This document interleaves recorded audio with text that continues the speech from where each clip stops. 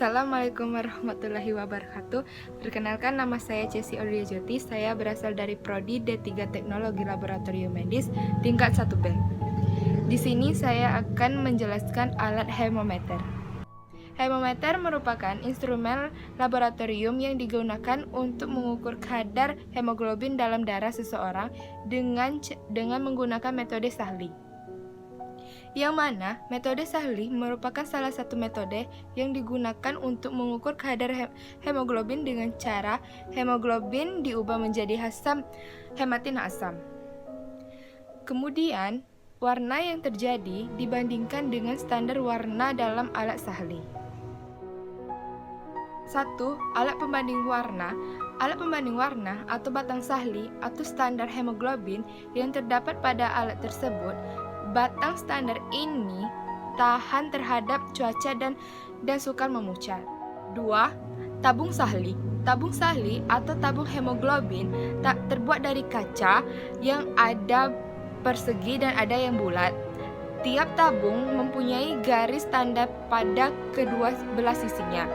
Satu menyatakan kadar Hb dengan dalam persen dan satunya lagi menyatakan kadar Hb dengan bentuk gram. 3. Pipet Sahli. Pipet Sahli atau pipet hemoglobin mempunyai garis tanda 20, artinya bila darah dihisap sampai angka ini, maka volume darah 20 cm sama dengan 0,02 mili. 4. Selang penghisap. 5. Batang pengaduk. 6. Pipet pastuler.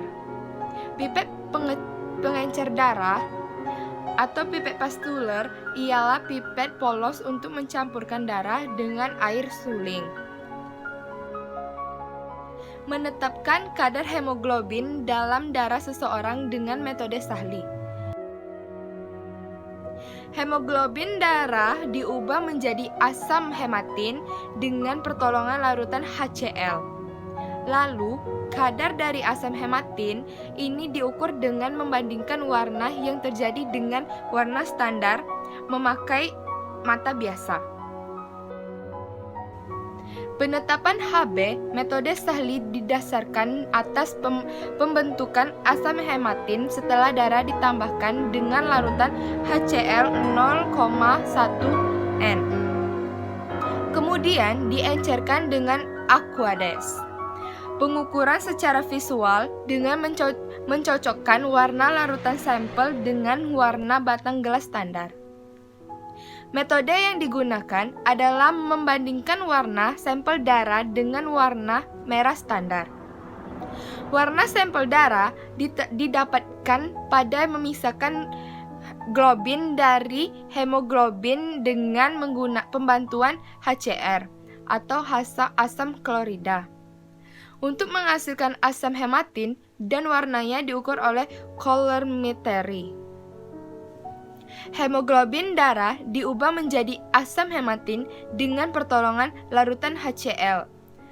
Lalu, kadar hematin ini diukur dengan membandingkan warna yang terjadi dengan warna standar memakai mata biasa.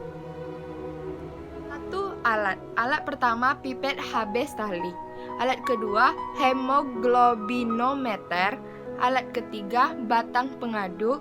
Alat keempat tabung pengencer hemometer.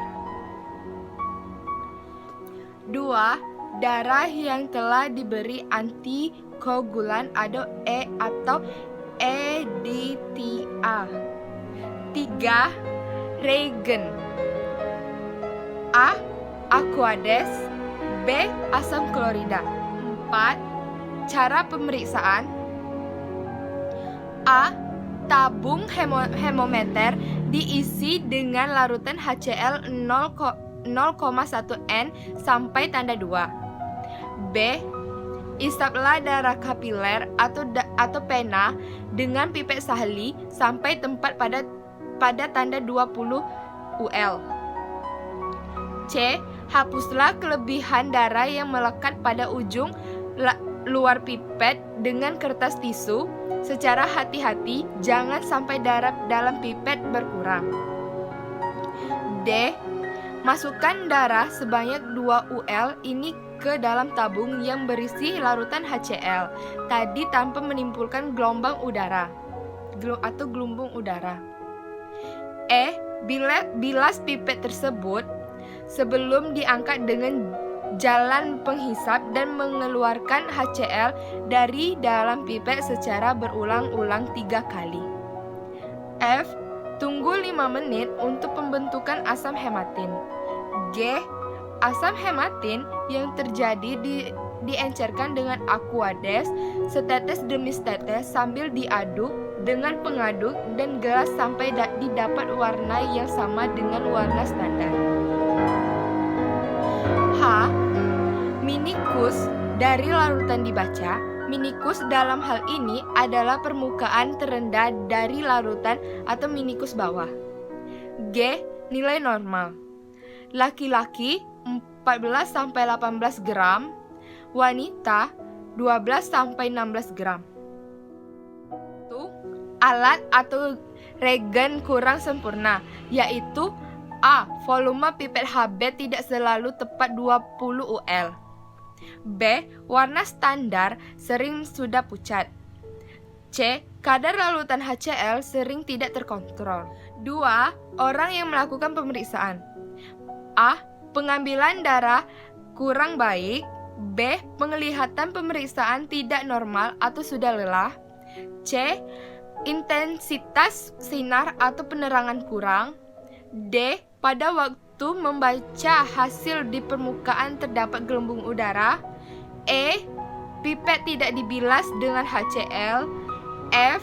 Pengenceran tidak baik. Dengan membersihkan tabung dengan sikat pembersih sebelum disimpan, pastikan tabung dalam kondisi bersih dan kering sehingga tidak menimbulkan lumut. Sekian video tugas saya. Bila ada kata saya mohon maaf. Wabillahi taufiq walhidayah. Wassalamualaikum warahmatullahi wabarakatuh.